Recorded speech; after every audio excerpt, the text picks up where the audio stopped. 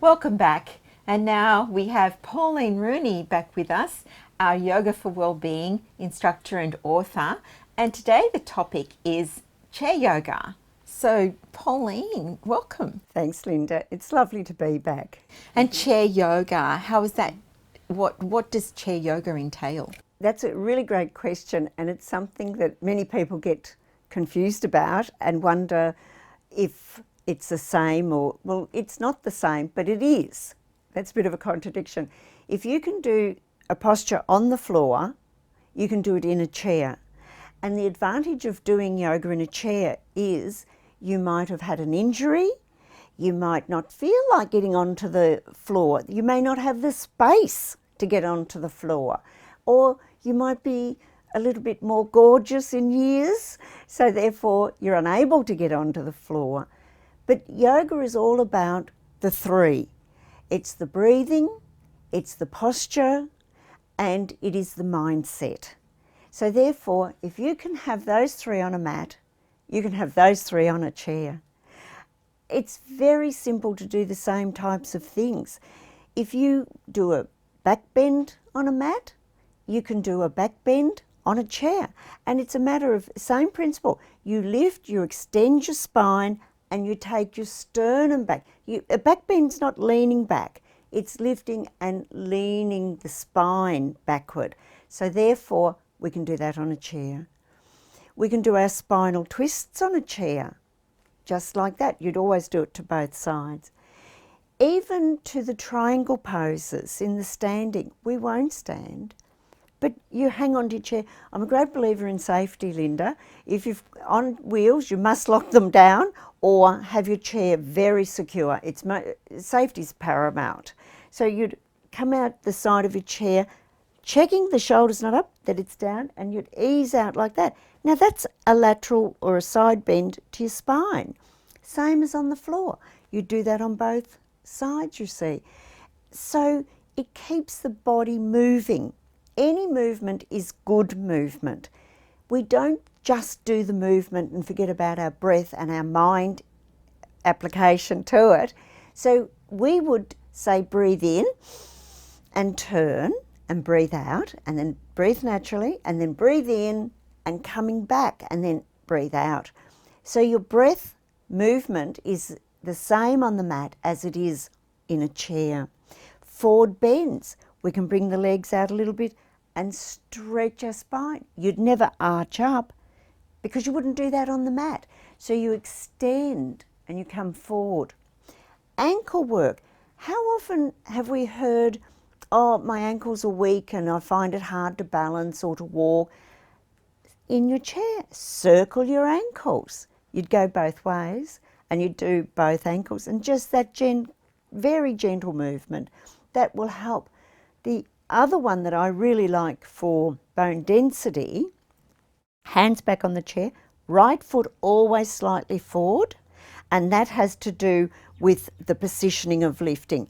When you see people standing, they often come forward and lift like that. That's too much strain.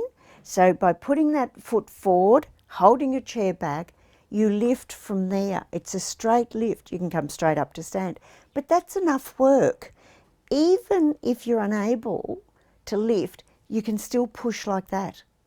You're still getting the bone density work in your arms. So it's a matter of modifying, but creating the same outcome. It's the outcome, it's the intent, your breath, your mindset. Again, you keep your mind focused. If you're on the mat, you're internalizing what you're doing, your breathing, your posture, your alignment. It's exactly the same on the chair. You're not thinking about anything else. You're really working into that body part. The other one, we often hear people say, oh, but what about our heart rate, the cardiovasculars? We've got that covered in chair yoga and mat yoga. And I like to call this a tushy swoosh, because we're going to hang on and swoosh our tushy from side to side. Slow is great, or you can go quite fast. You're safe because you're not standing up and what have you, and your cardiovasculars will pump along quite nicely. So there's many of those types of things. You can hang onto your chair and move your feet back and forward. Again, that is fantastic for the ankles, the knees, the hip, also the abdomen, because you're lifting to bring your legs out, so that's working there too. There's many, many things we can do in that chair. All of these will help us in balance, and we all know that we need to balance when we're on our feet. So lifting the leg and extending and swinging back like that, you're strengthening your hip joint area, and therefore, of course, that helps when you stand up, the strength in the hip joint. So I suppose with people especially with ongoing over the last several years, with more work being done on computers, from work from home, online, no matter what the age group, I suppose that this is something that people can think about when they're having even during the work. Oh, most definitely, most definitely. This covers right across the range. Children, they're on games, and the average time for children under the age of 16 is 8 hours, and that's a lot of screen time on top of their schooling time, right? And then I think at 16 and over it becomes 15 hours and more. That I'd be very conservative in saying that. And if they're gaming or chatting to friends, they too can do this, and they don't even realise that they're doing something great for their body. You know, it's really important.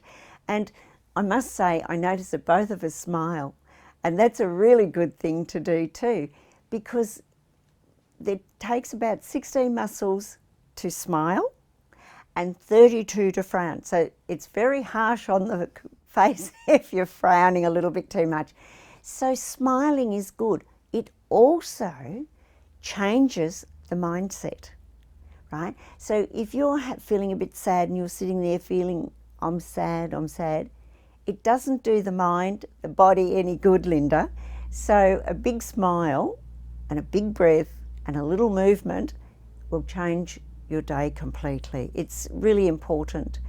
And teach our children to do these things. If they can learn at a very early age that it's simple to do, because they're busy. We're all busy. We don't always have time to get onto the mat every day. We might go to a class, but if we do something every day in the chair, we would notice a huge difference. It'd be fantastic. What would your best advice be for people could take with them today? Oh, the best tip I could give is what I call juicing up your knees. And our knees get stiff and sore. This one, you blow into your hands, rub them, have your fingers down, because that helps to warm up more quickly. Warm them up, cup your hands. We just have the lightly over there, and it's like a figure eight lying down, and we move our knees around like that about 7 times. That's all you need to do, and then go back the other way. And I can pretty much guarantee you're going to find a huge difference in those knees. They're going to love you so much for juicing them up. It's amazing. If you're in the garden or sitting, anything like that, it's fantastic. Wonderful. Thanks, Pauline. You're very welcome. And we'll be back next week with more amazing guests. But in the meantime, for more about Pauline Rooney and yoga for well-being, and particularly chair yoga, then please go to her webpage on our website, healthwellbeingandlifestyle.com.au. And we'll see you next week.